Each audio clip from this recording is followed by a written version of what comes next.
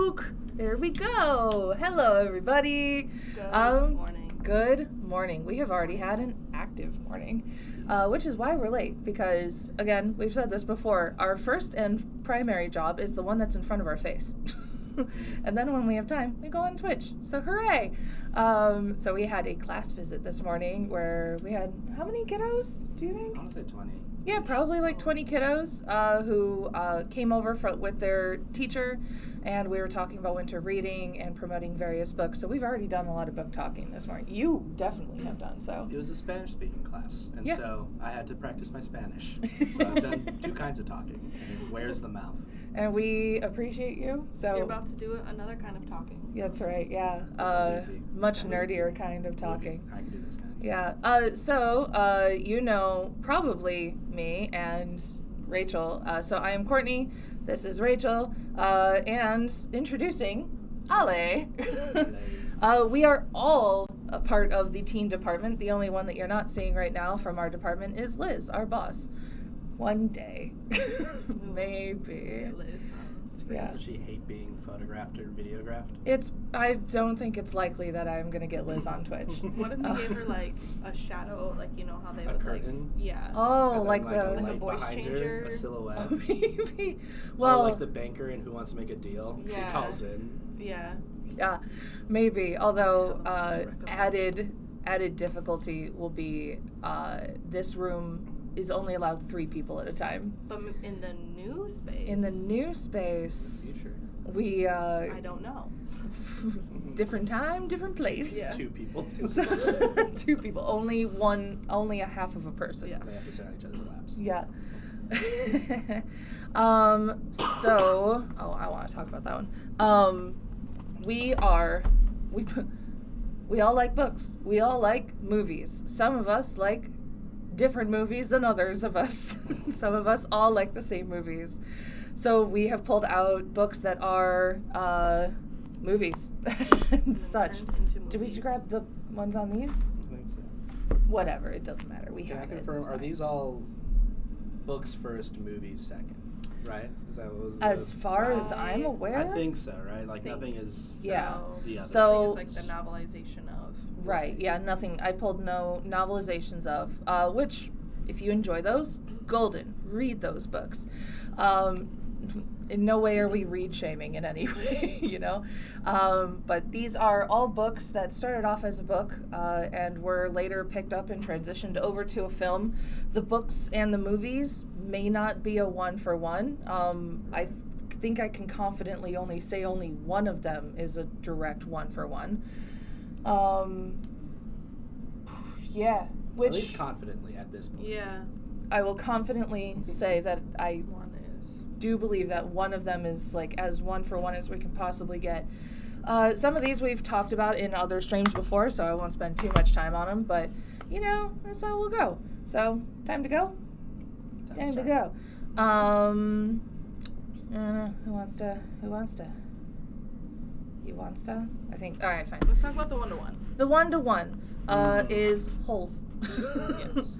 Oh, that looked really good. Look at that skill. Good framing. So Holes is about this boy, Stanley, who his Yelnats. family, Stanley Yelnats. Yelnats. That is right. That is very important. His name is a palindrome. His last name is his first name backwards. Or Wow. rather, his first name is his last name I backwards. don't think I knew that. Skills. I really want to know what they're gonna do with the TV show. Oh yeah, there's a TV show that's coming out of this. I have feelings about that. I'm not sure because this movie is perfection, and I don't think it needs to be expanded on personally.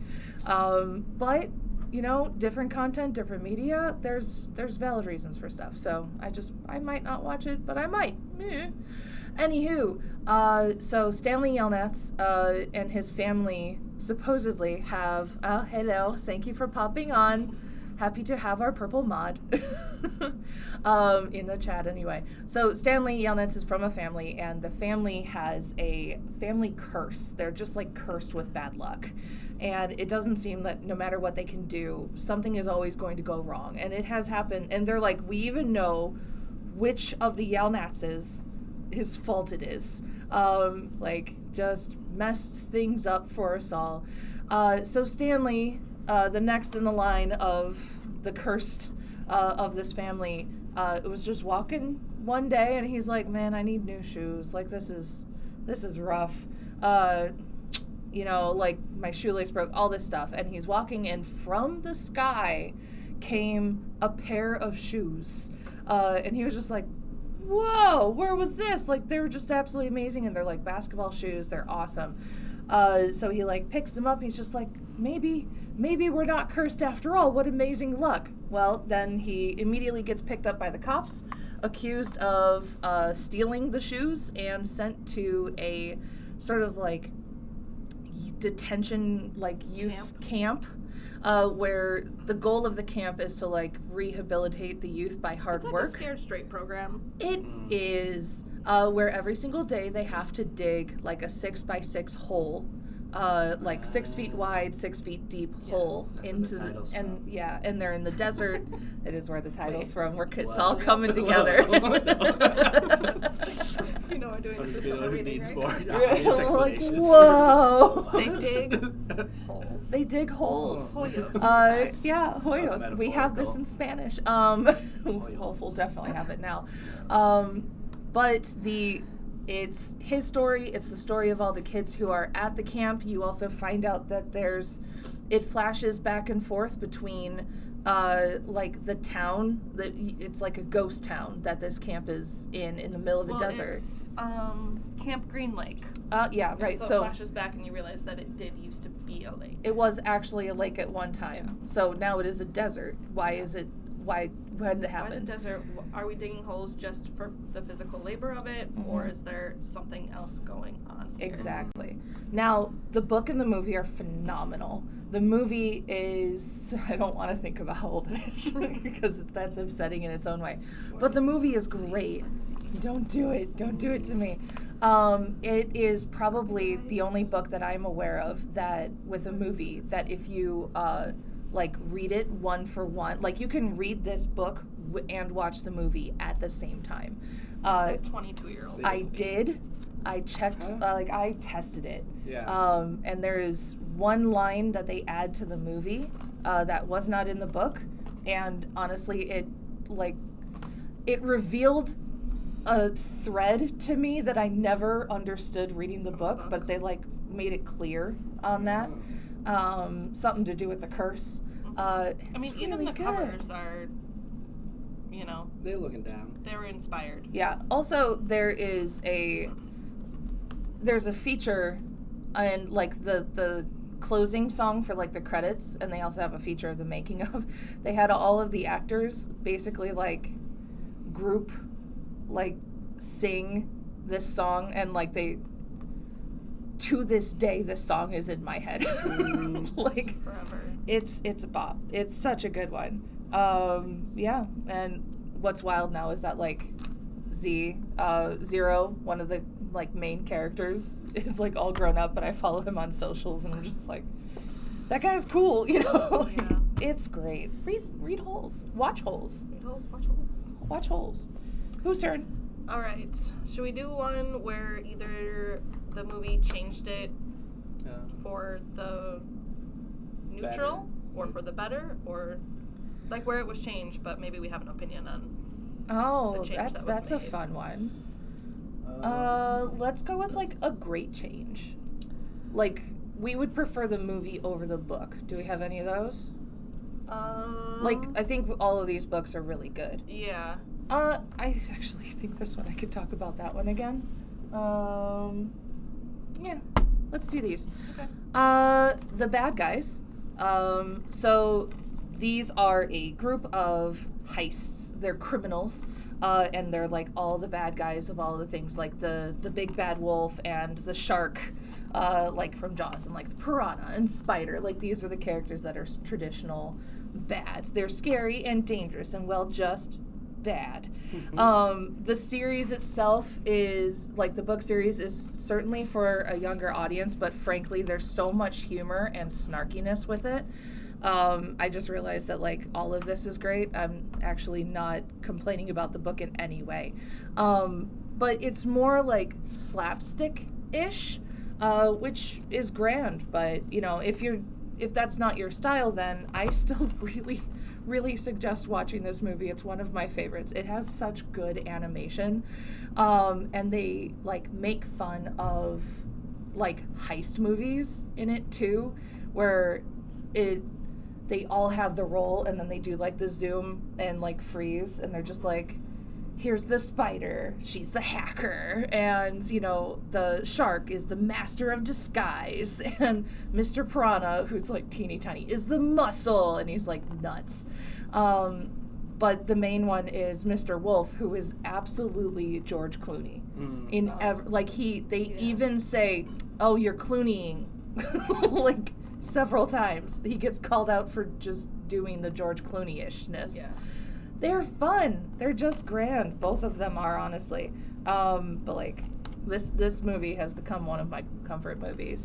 But if you do end up liking the Bad Guys book, it's a big series, and they're a good time. And there's, I think, soon the Bad Guys 2 is coming out, which I'm so excited for. And I don't know what it's actually called. I know that there's like a Christmas heist, and I think it's on Netflix or something. I don't know if it's called it, but aren't they introducing Bad Girls? Yeah. Oh, maybe. So. I'm not sure. Bad Girl Crew.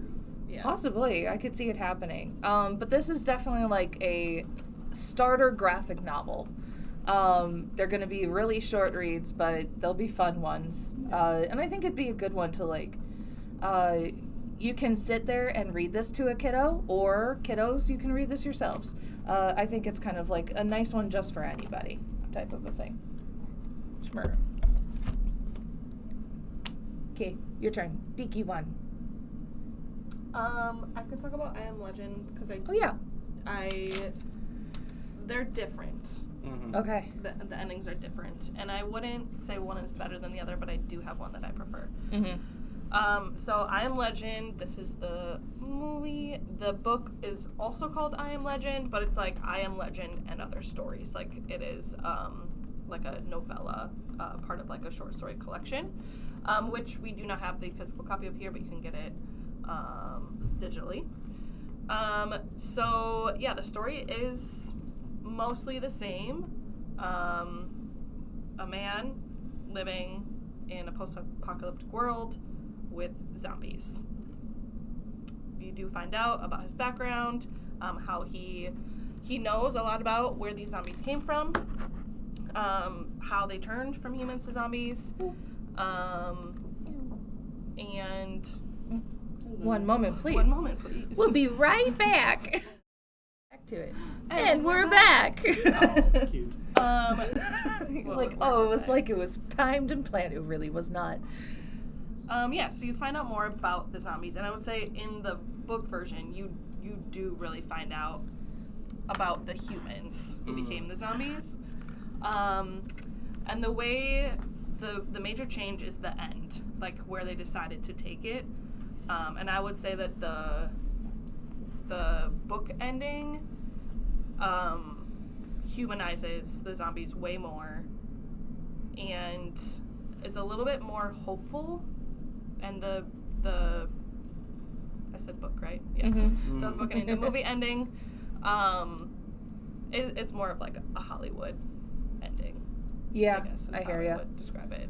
There's more nuance in the book. That's just how it is. That's kind of how the books are anyway. Yeah. You know, they have And, more room to be nuanced.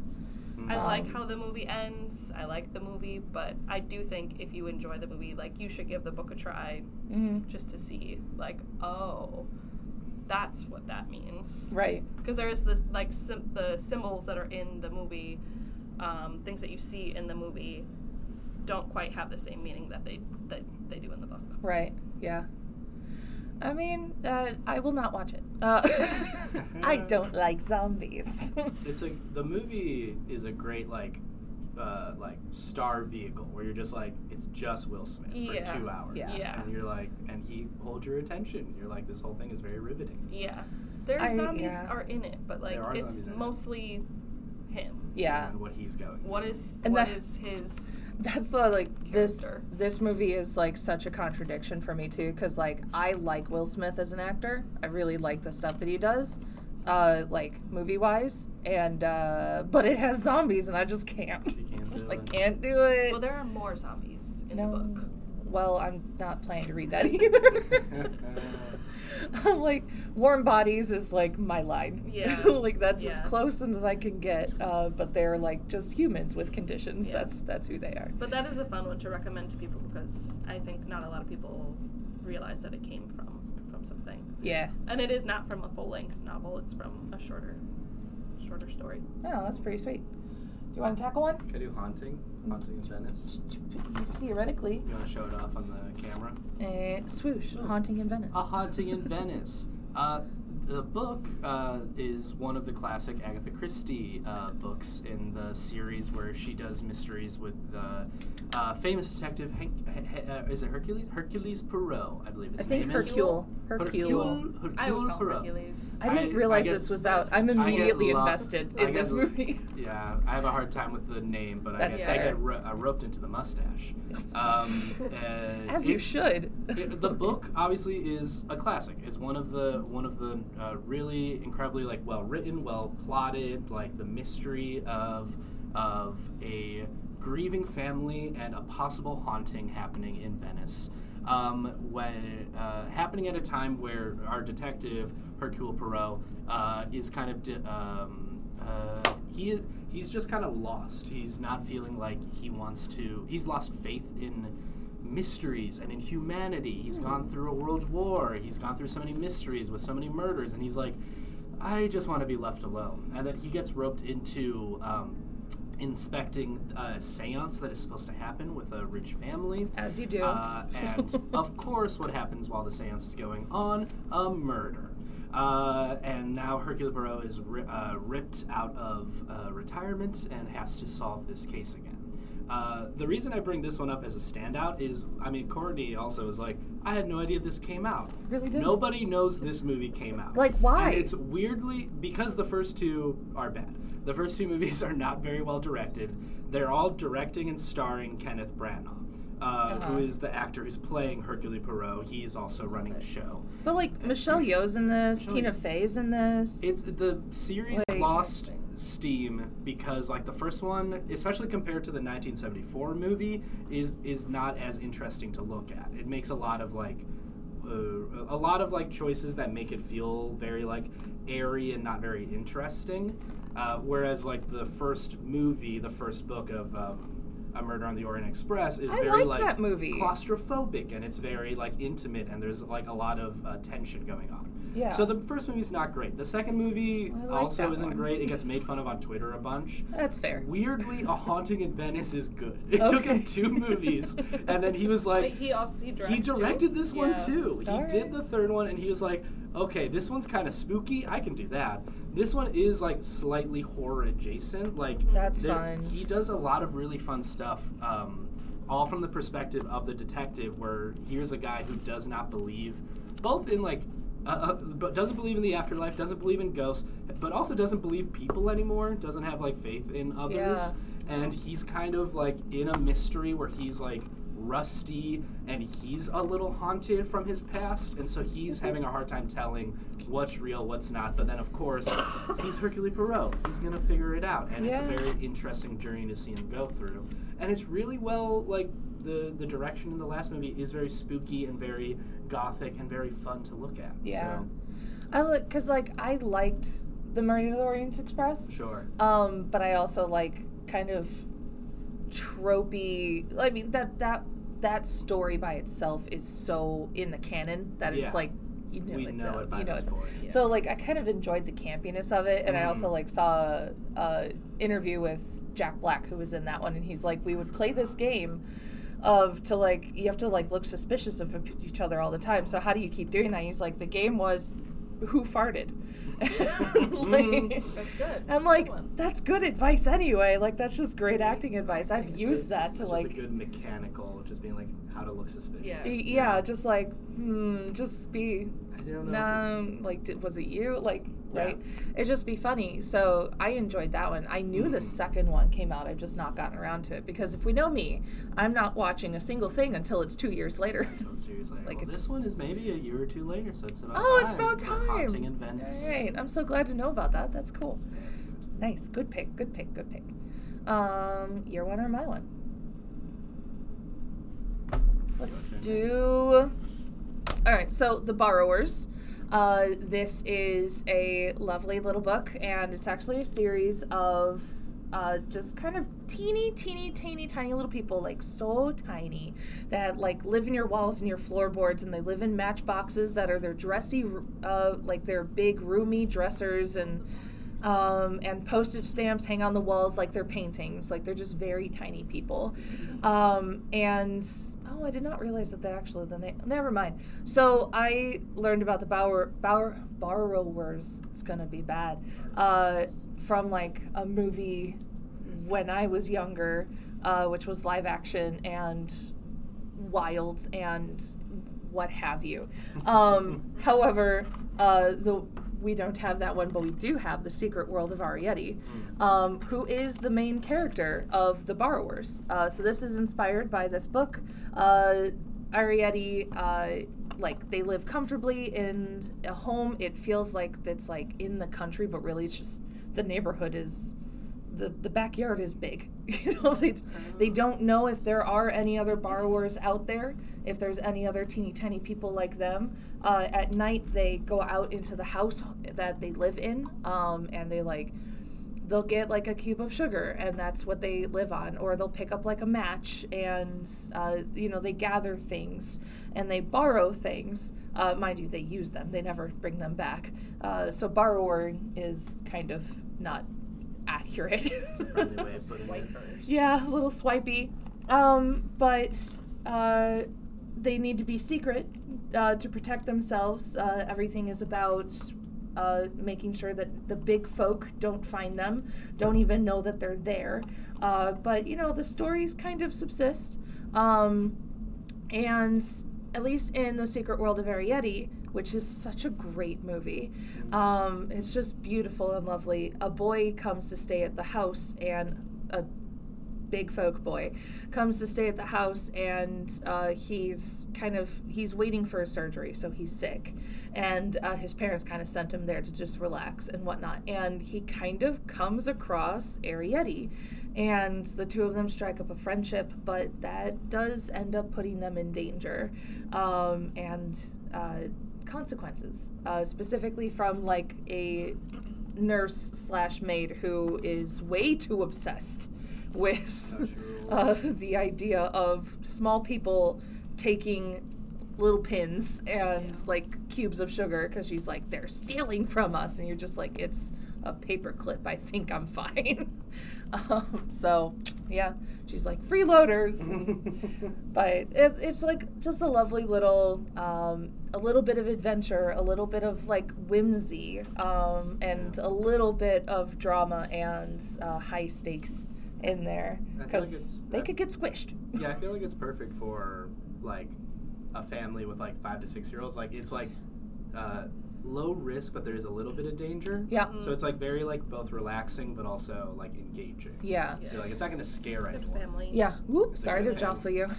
And the book is in our children's section and has some great older illustrations in here every so often. So this would also be this is a great like early chapter book for somebody to start reading on their own, or a really good one if you're like reading together with the kiddos. But honestly, the movie is great for any age. It's just lovely. So enjoy those things. I don't want to talk about these. Well, I have a story of whimsy. I was wondering Incredible. when this was coming. It's you found called both versions. The Great Gatsby. Wow. I think most of us know that The Great Gatsby is a book. Interesting. That has been turned Check. into a film. Or more than once. But did you know that in 2021, I believe, The Great Gatsby entered the public domain? Right. So we now have retellings. Uh-huh. So I'm here to talk about 2 graphic novels that came out, like, I think within a year of each other. So let's show you some art. There's pretties. So this first one has like watercolor with more defined like ink with the borders. Yeah, you can see the panels are pretty well defined. And the text is mostly in bubbles and in Nick, who is our narrator, his is mostly in like block text. So I would say this is a more straightforward version of the story. It tells the story of Nick going to East Egg. He's come from Minnesota, and we meet our cast of characters. So we have Daisy, who is his cousin, and her husband Tom. And then Daisy has a friend named Jordan. And then we also meet the man Jay Gatsby. And Gatsby is a man of mystery, right? All we know is he maybe had something with Daisy at some point in the past. But then he went away to the war. Daisy married ultra-rich Tom Buchanan. And she is now living the life. So Gatsby, who we, from Nick's perspective, we believe grew up poor and is now come into some wealth in some way. Is trying to like show Daisy like I'm the man that you could like you went to Tom, but like you could have me now, like I'm rich now, and throws elaborate parties every night, hoping to get Daisy's attention, and to win her back basically. Right. It all goes poorly for all of this. This was also set during the 1920s during Prohibition, but alcohol is free flowing through all the pages.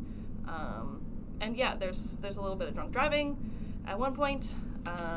It goes south real fast. Real bad. But it's basically a commentary on new wealth versus old wealth, and the airs we put on to impress people and to try to be someone we are perhaps not. And I would say if you have never read The Great Gatsby and you're not into reading it, but maybe would attempt a graphic novel, I would say that is a pretty straightforward. You're going to get the story, you're going to get those details as well.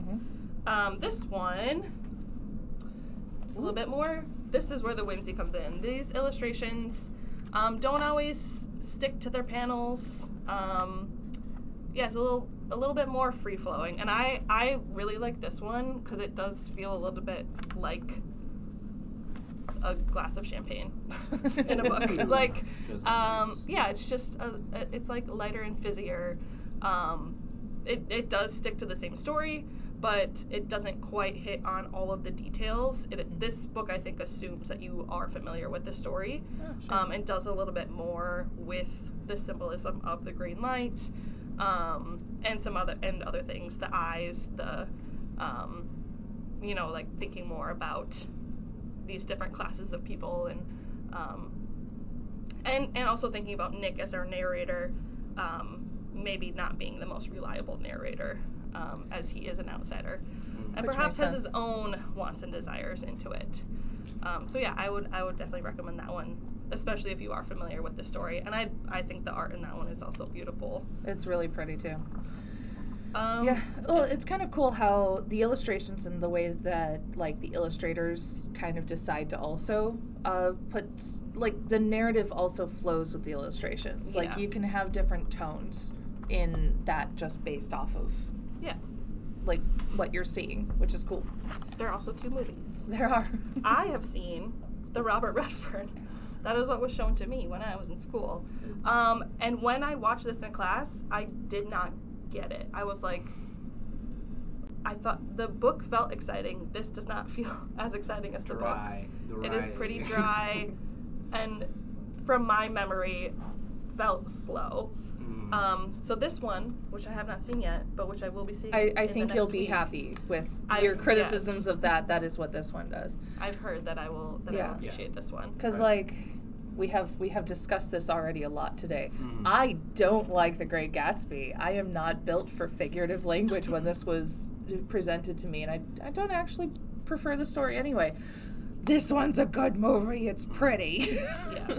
Yeah, great music, great visuals. Oh yeah, they do a great time of like, this one shows off the parties. Like you are in the thick of it. Yeah. If that book feels like champagne, this one feels like a rager. It does. Yeah, it doesn't hold back. Where I think this movie is a little bit more of like a period drama, I guess. It's a lot of walking in gardens. Yeah, period drama indeed. Not what the story's about.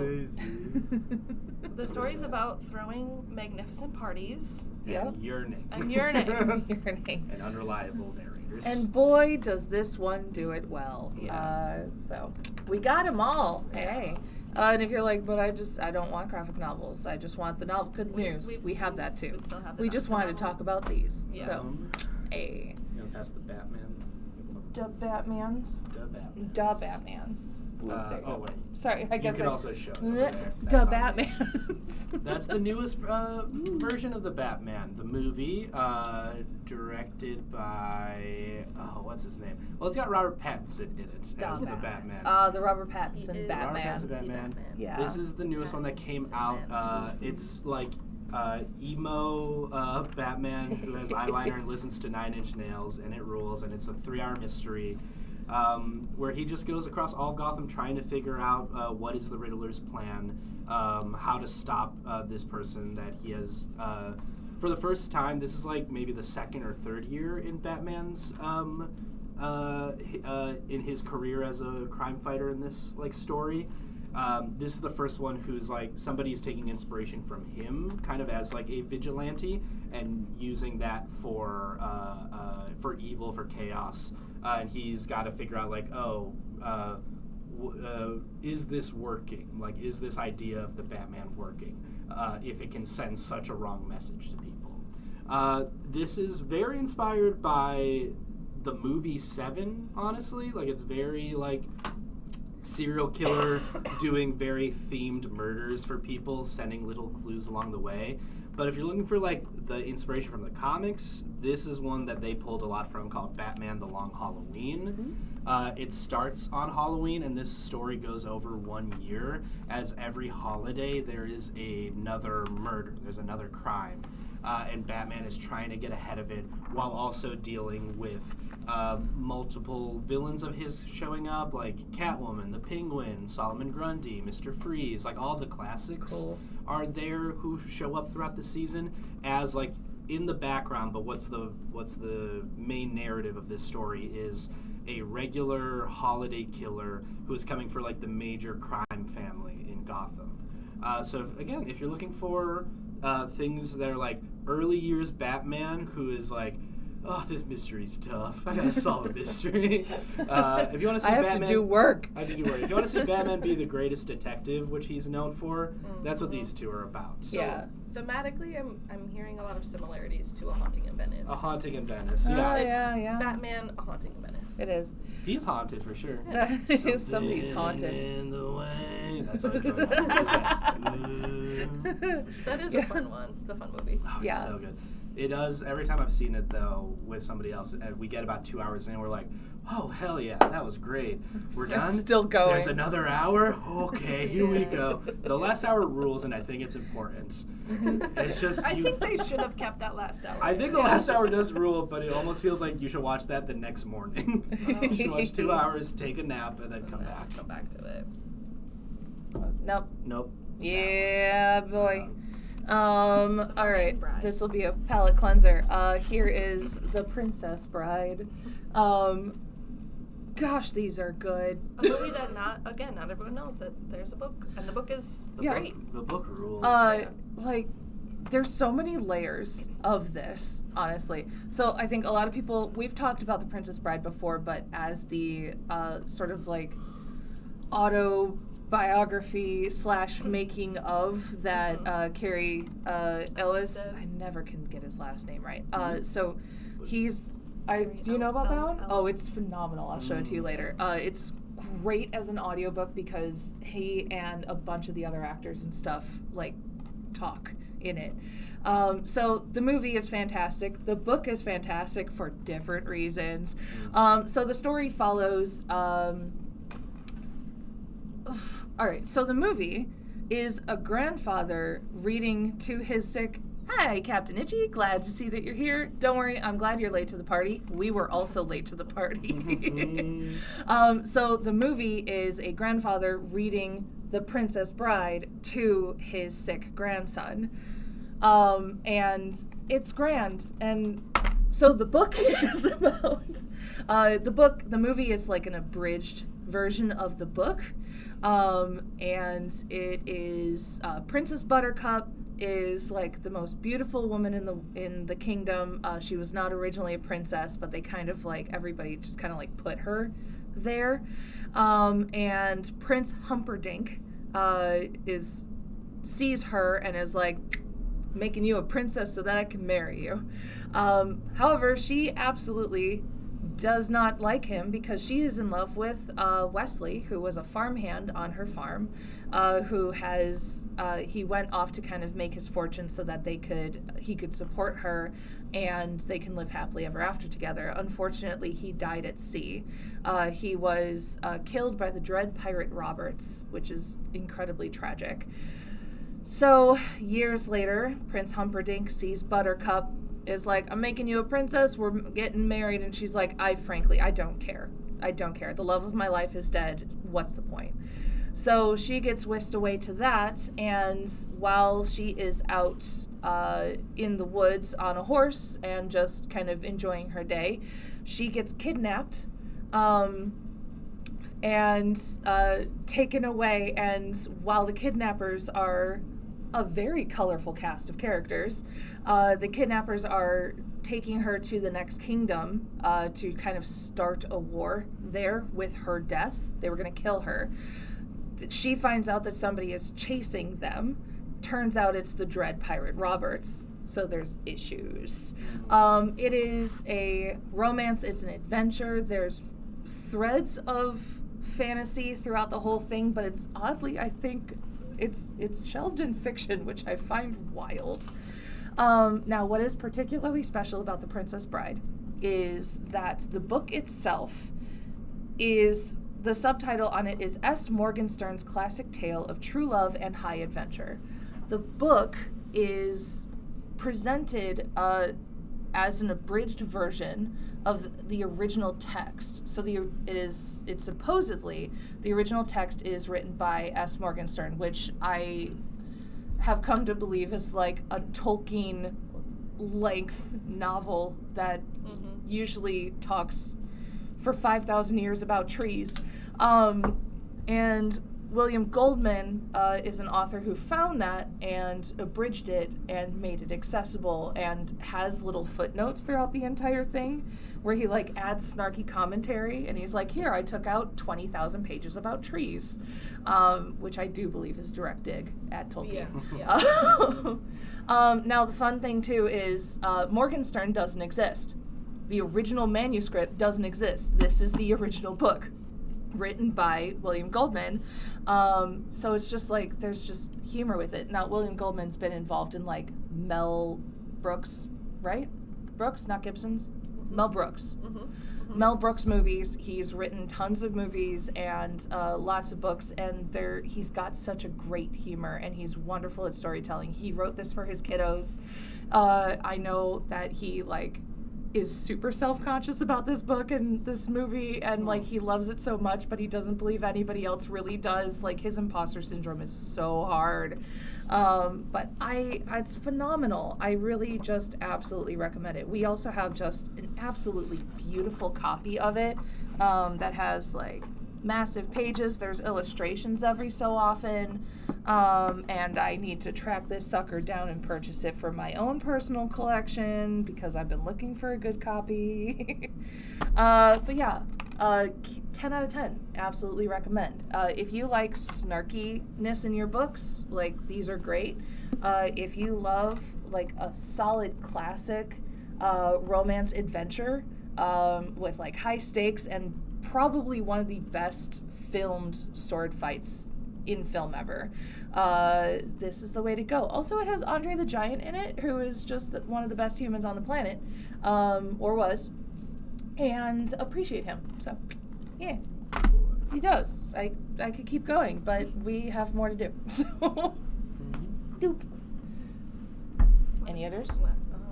Any others? Gosh, I don't know. Let's talk about. I could talk more. I could do this one. No, I can take. Want to go for one? Can I steal this from you? No, I can say it for you.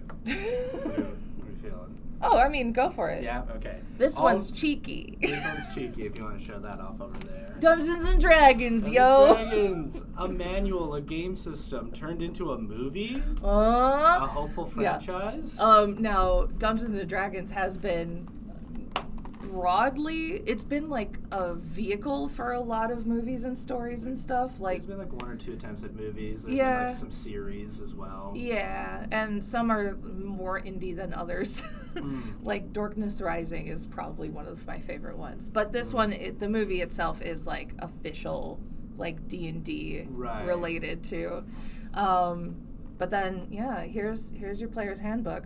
You want to try and describe D&D? D&D as a whole is just a role-playing game in a fantasy world. You've got singers and bards. You've got fighters and monks and barbarians and wizards and sorcerers. And it's up to a person who's a dungeon master to come up with a story or use one from the books. Like we have a couple of books in our collection. And the players role-play their characters going through that adventure. Yeah. What is interesting about turning this into a movie is like there is a lot of lore. There's a whole world and there's not just one book. Multiple planes. There are multiple species of characters that all interact. There's gods and history all across through it. And how do you turn all of that into a movie?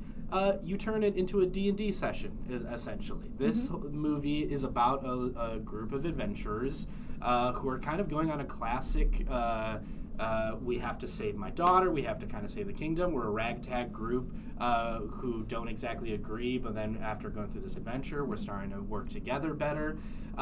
This movie, even if you've never seen if you've never played a game of D&D, it works. It works as much as like watching Guardians of the Galaxy, where you're just like, this is just a fun romp. These are like really charming, interesting characters with cool powers, all interacting in fun ways. It's very funny. It's from the directors who did Game Night, which is another movie that really rules. So they understand like how to turn gamification into a story somehow. If you have played D&D, there's a lot you are going to recognize on here, not just like species and different like classes and races and whatnot, but you're also going to recognize like the way the team interacts with each other is how players interact with each other around the table. When they go into battle, they straight up, like, it moves quickly, it moves fast, but it's straight up everyone is taking turns in a row. Is it framed, or are you, like, in the world? You're in the world. There's no, like, outer, like, people are role-playing these characters, but, like, just the way these characters interact with the world, you're like, this is how my very funny friend would interact with this character. This is how they would try to disrupt the DM. It starts with, like, a person giving a monologue about in front of their like prison pardon board, where they're trying to like be like, this is my origin story, and it's very like when you're starting off D&D and you're like, here's my background, here's what I've gone through. And then it's very clear like there is going to be it's a very fun thing that happens at the beginning where like it's clear the story has a way for them to get out of this, but the player, the main character, is like, I jump out the window and I take someone with me. And you're like, all right. That's absolutely the way of it, though. We're going. Like, it's a romp. It's incredibly fun to watch. Chris Pine is incredible in it. Everybody's really fun in this movie. And hopefully they make more. I mean, we'll see. We'll see. I mean, there's criticisms of this from the D&D community, but there's going to be criticisms everywhere.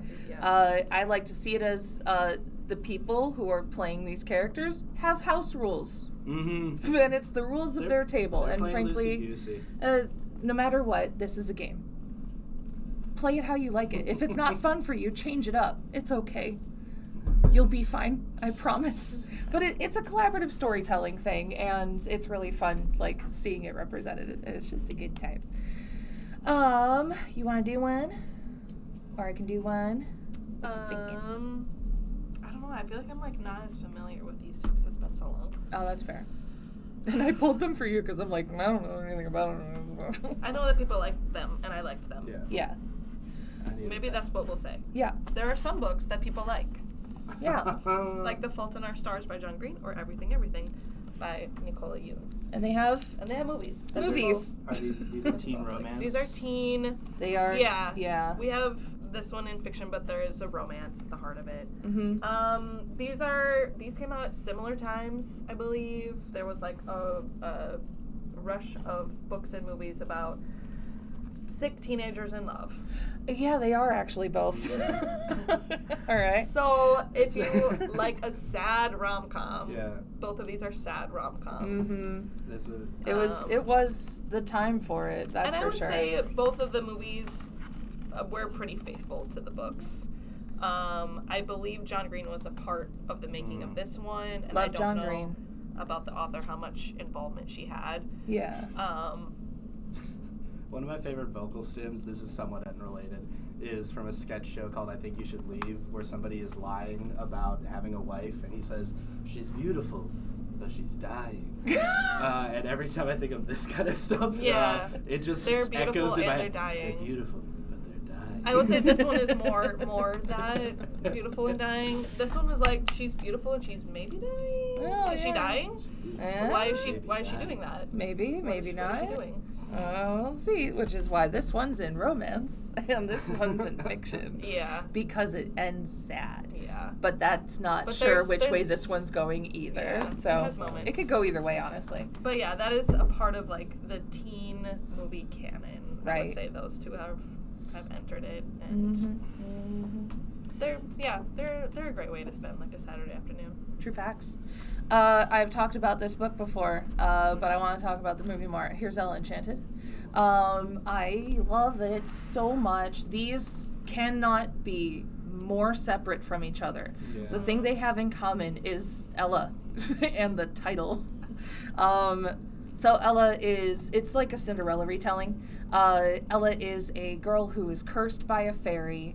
Well, the fairy thinks that she's It's a giving her a blessing. gift. Yeah, she's like, here's your gift. But she gives horrible gifts. Yes. And the gift is anytime somebody gives you a command, she is obedient. She has to do it. She cannot stop herself. So anything from like, go to sleep, be quiet, can't talk anymore, or the freeze, and she's like won't be able to move, or dig in, like now she has to eat. Her mom puts down this cake in front of her and she's like, okay, dig in, and this girl just keeps on eating and eating and eating, and she's crying because she's in pain and she can't stop herself. If somebody told her to kill herself, she would have to do it. I think the book is more that angle of like, oh no, this is a curse. Like, I feel like you get more of the introspection of like, this is really hard to live with. She's a sad girl. Yeah, the book definitely has like the trials and tribulations. The movie, it's more of an inconvenience. Sounds more comedy. For sure. It's definitely more comedy. So the book is more traditional fantasy. There's ogres and other types of magical creatures and that sort of thing, but it's more like there's higher stakes. It's not so it's gentle, but it's not lighthearted and whimsy and funny-ish, but it's got such really good character development to it, and just the relationships that build up through it, and like the situations that she kind of goes through. I love this book. I really do. It's one of my favorites. I personally own 3 copies. I have my original that is falling apart. I have the one that lives on the shelf for show, and the one that I loan out. So the backups. The movie is so very different. It's funny. It's a kind of a musical where they take like current pop songs for that time for sure, and then they sing over them and fit them in.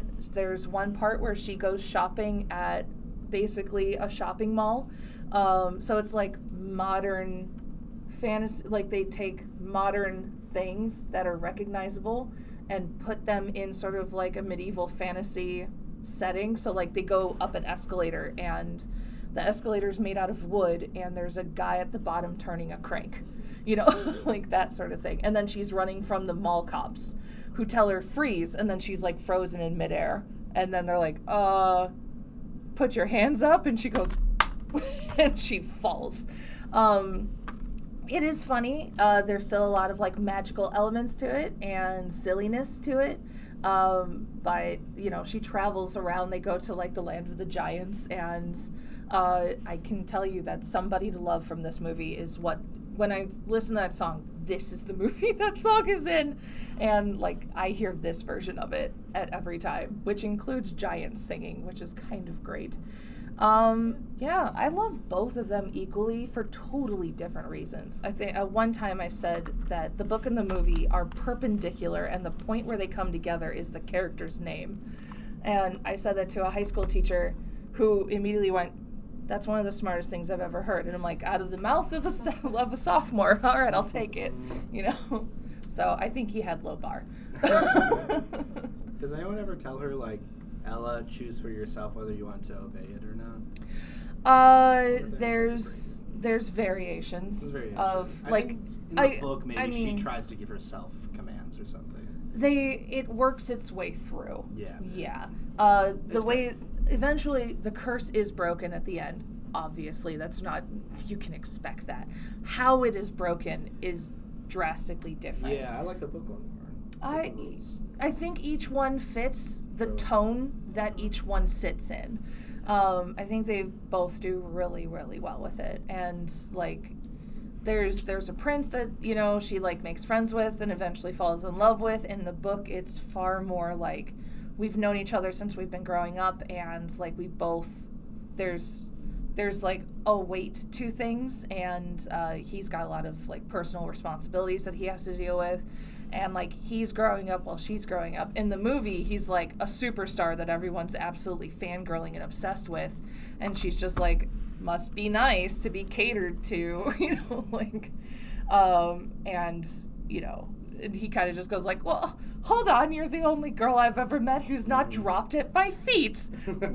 I'm gonna follow you around until you love me, like that sort of thing. So it's cheeky. But I enjoy both of them for like different reasons, which I find very fun. So yeah.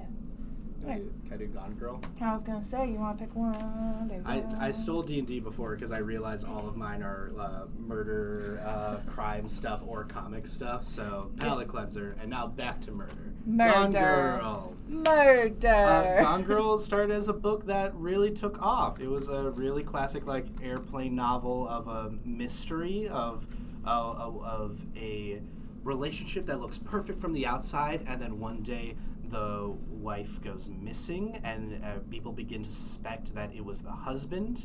And then, spoiler alerts for Gone Girl, about halfway through, as things are looking worse and worse and worse for the husband, they figure out the wife is alive.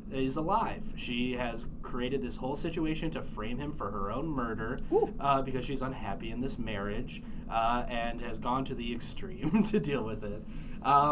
It's incredibly riveting to read. It's so fun to watch. It's directed by David Fincher, who's an incredibly visual and like very specific kind of director, and so like very intentional with like who he casts. Ben Affleck is the main character. Just the right amount of charming but also smarmy, where you're like, oh, I can see why people like him, but then he's trying to like smile his way through his wife's disappearance, and you're like, that doesn't look good, buddy. You look really suspicious. Your skill set does not apply. It's not working here. And especially because he is playing a scumbag who isn't the worst guy, and that kind of is Ben Affleck's public image. And they talk a lot about him and his relationships, and there's a lot of speculations from the outside. So it's like a really nice casting with that. The woman who plays the wife, does it say her name on the back? Probably. Is incredible. Rosamund Pike? Rosamund Pike. When she gives the Gone Girl monologue that happens in the middle, my blood like carbonates. I'm like, yeah, this rules. Oh my carbonates. God. It's great. Incredible. So like the story in both is really riveting, is really cool to read. I'd say read the book first and then have a nice treat of watching the movie, which really it does its service. It does it really, really well. Surprised Neil Patrick Harris in this movie too. Oh, that's very surprising. And just like a role you've just never seen him in as. Never I feel like, and never will again. He did it once. Book is chunky. It's good. I mean, this book spawned a whole right like shelf shelves of other girls Yeah.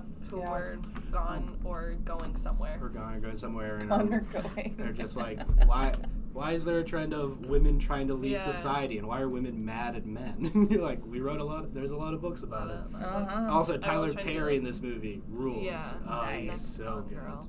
My only, the only thing I knew Rosamund Pike from before this was Pride and Prejudice. Ooh. And when she plays, like, the sweet older sister.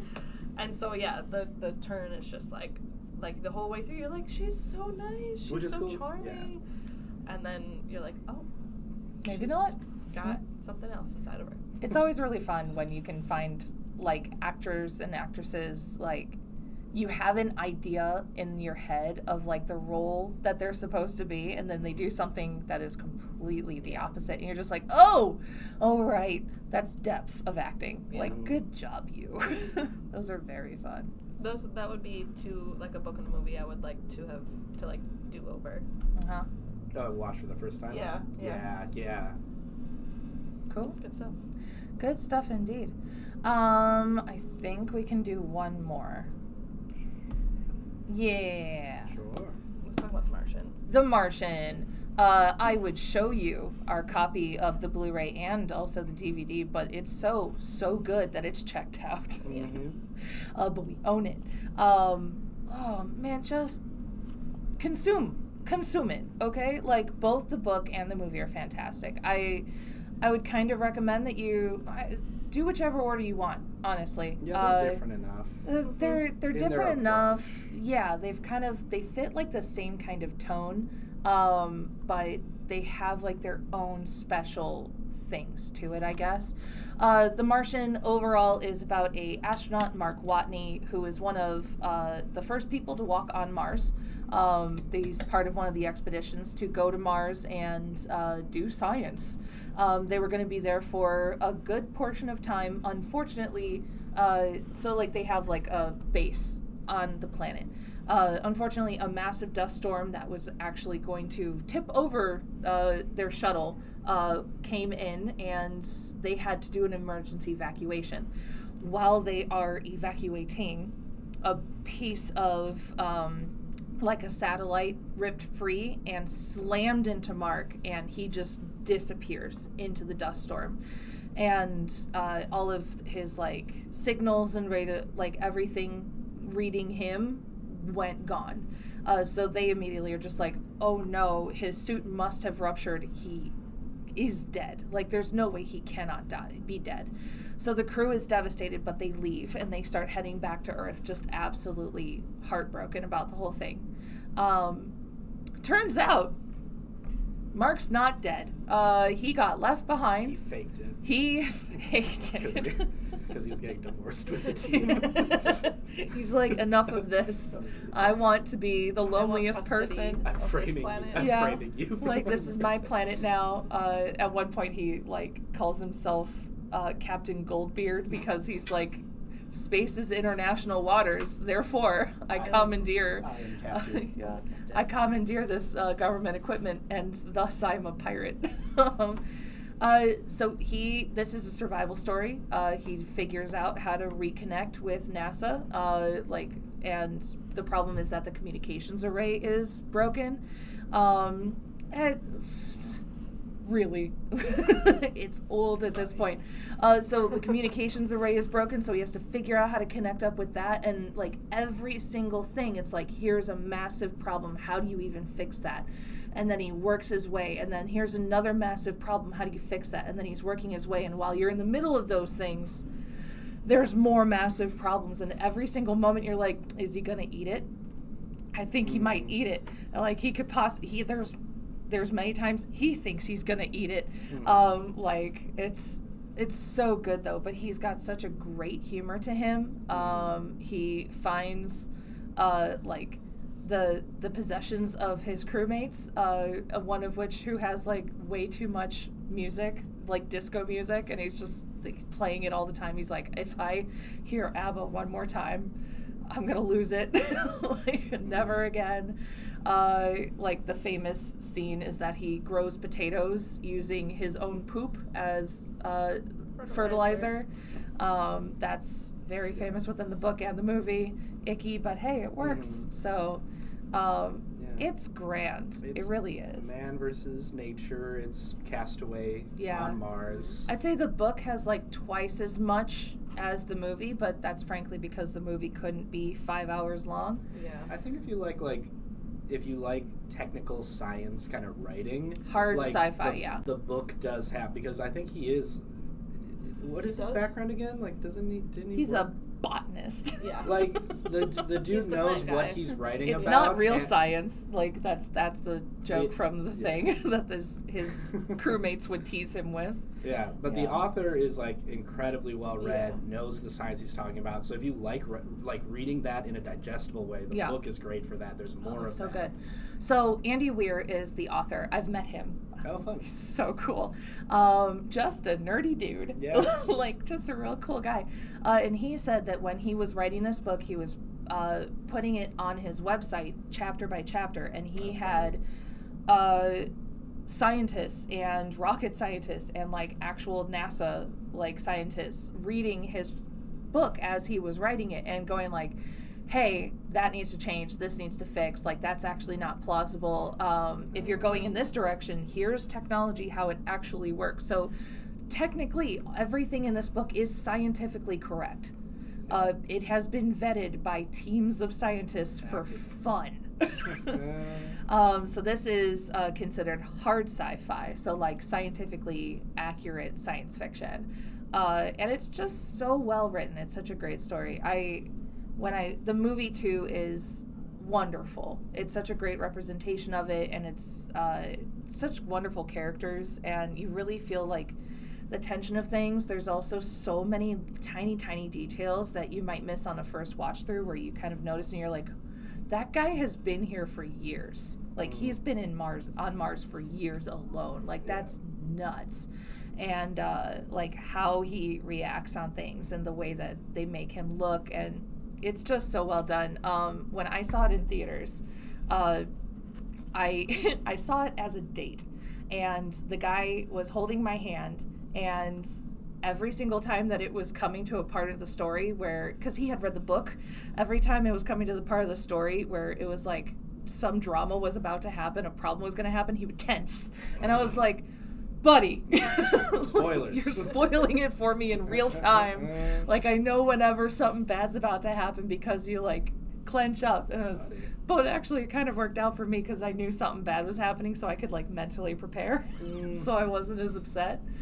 But absolutely recommend it. The audiobook's really great too. I think we've talked about this as audiobook, but really can't recommend the movie more enough. You know, like I want to talk about this book every single time, but that would be kind of a little bit of overkill. Yeah, read that. Okay, cool. I think we went through a whole lot. Cool. We could go through a whole lot more, but we're not gonna today. Another time. I want to talk about the Irishman. Another time. Talk about the Irishman and Oppenheimer. Maybe. We'll so there. Today was Oscar nomination day. Oh, I didn't. Okay. Sorry. And we did not plan Ollie that. has to go now. Sorry, go ahead and end this one. Oh, you're checking the But nominations? I'm saying we could do this again, maybe like Oscar Monday, like the day after the Oscars, or like Yeah, there's a lot of book-based because there are ones. we can talk more like some more current ones. We can chat some more, which will be really fun. Like we did a listen up part 1 and 2, preferably. Well, so listen ups were about audiobooks, and part 2, our microphone was broken for a bit there. So yeah, I think we can probably do a movies thing part 2, and hopefully our camera doesn't break. So. But if it does, well, podcast. Yeah. All right, I think we're good. Ollie is very invested in the Oscar nomination, so I think we're out for them. Dude, okay, Dennis Villeneuve got snubbed. He didn't get the You director. heard it here, probably not first. Not first. Not first. You heard it here, though, as well. Oh, God. Yeah. Emilio Perez is This is the rest of our day, outside of everything else that we have to do. But oh my gosh. So all of these things that we kind of talked about today are all check-outable at the Addison Public Library, or preferably also your own local library. And if they don't have it, there's this beautiful thing called interlibrary loans. So yeah, I think that's it for today. Join us next week for Book Buffet with the theme of, I don't know, I haven't picked it yet. We'll find out. We will find out. All right, everyone. We will see you next time. Bye.